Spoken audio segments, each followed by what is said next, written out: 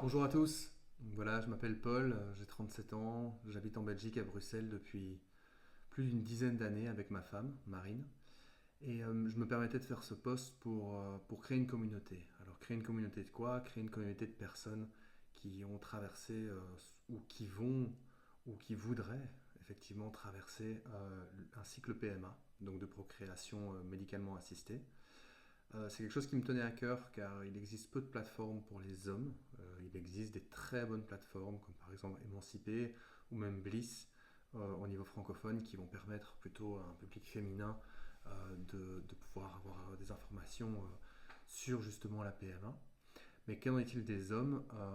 Moi personnellement j'ai fait voilà, le tour un peu de la question et peu de choses, d'écrits existent pour accompagner les hommes durant cette PMA. Alors je dis pas du tout qu'on est mis de côté, loin de là, je sais qu'on est là aussi pour accompagner notre compagne qui au final prend plus ou moins 90%, 90% pour nos amis belges des, du côté médical, mais au niveau psychologique, il ne faut pas du tout mettre de côté ou réduire l'impact que peut avoir une PMA ou une FIV sur la psychologie masculine et donc sur l'homme et sur le père en devenir que vous êtes. Donc cette première vidéo, c'est une vidéo juste d'envie de partager mon vécu durant ces 5 dernières années qui ont été très longues et qui se sont soldées par une victoire de notre côté. Donc on est parent d'un petit Sacha maintenant depuis 9 mois. Il est arrivé un peu plus tôt que prévu. Mais c'était un parcours du combattant, un parcours très long, un parcours avec des hauts et beaucoup de bas. Et effectivement, beaucoup de questions se sont posées dans le couple, beaucoup de questions se sont posées pour nous-mêmes, personnellement, en tant que personne. Est-ce qu'on voulait continuer? Si ça marche pas, qu'est-ce qu'on fait? Comment le faire? Où aller? Comment se faire accompagner? Quelles sont les solutions alternatives? Quelles sont les vitamines qu'on doit consommer? Au niveau psychologique, est-ce qu'il faut avoir un suivi? Voilà, tellement de questions qu'on peut se poser et en fait on rentre dans un inconnu total où nous n'avons aucun contrôle. Donc on peut faire un maximum, mais il n'y a rien à faire, il y a un facteur chance aussi. Mais vous allez voir, on peut aussi avoir pas mal de clés. Et une des clés, c'est l'entraide.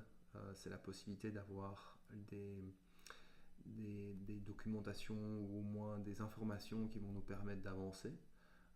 Et c'est grâce à ça que ma compagne et moi avons pu enfin avoir un enfant de manière naturelle, grâce justement à cette documentation qui nous a permis et ces informations qui nous ont permis d'aller plus loin que juste le cycle de procréation médicalement assistée de FIV, mais d'aller nous-mêmes voir un petit peu out of the box, comme on dit en anglais, pour aller chercher des solutions un peu plus alternatives qui ont complété la PMA. Donc voilà.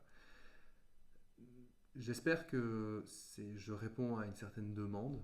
J'aurais bien voulu à l'époque avoir quelqu'un qui me lance une perche et chez qui je pouvais poser des questions ou tout simplement voilà, peut-être répondre à certaines zones grises qui étaient en face de moi. Et je voulais ouvrir une porte à la communauté masculine évidemment d'abord, mais communauté féminine aussi, ou à toute communauté, pour pouvoir en parler, pour pouvoir en discuter et justement pour pouvoir accompagner. C'est une pure démarche altruiste, avec une volonté, comme j'avais dit, de fonder une communauté d'entraide.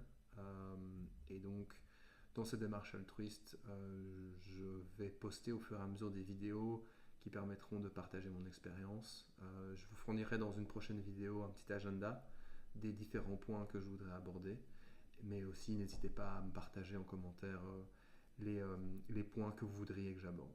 Voilà. Merci beaucoup et puis à très bientôt.